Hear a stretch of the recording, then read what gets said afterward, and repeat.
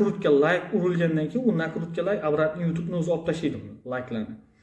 1000 ta like ursangiz, uni обратно olib sekin u proverkada turadi chunki. Chunki nakrutka like nima u?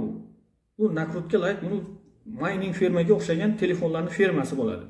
Firmalarni misol uchun qanaqadir bitta kompyuterda boshqariladi, u ham sun'iy intellekt boshqaradi. Siz pul to'laysiz ularga, sizning videoingizga shunday bitta kiradi, like ni bosib sirasi chiqib ketadi. Like ni bosadi, sirasi chiqib ketadi. U YouTube'ga u narsa yoqmaydi. U kirgan odam, videoni ko'rgan odam kamida 30 sekund, 40 sekund videongizni ko'rish kerak.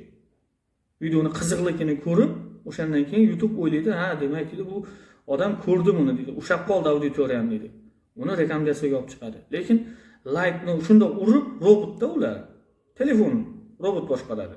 Ya'ni sun'iy intellekt boshqaradi. Kiradi, like ni uradi, chiqib ketadi. Bo'ldi. Bu naborot zarar bu. Prosmotrga zarar bu narsa. Kanalni o'ldirishga ham olib keladi.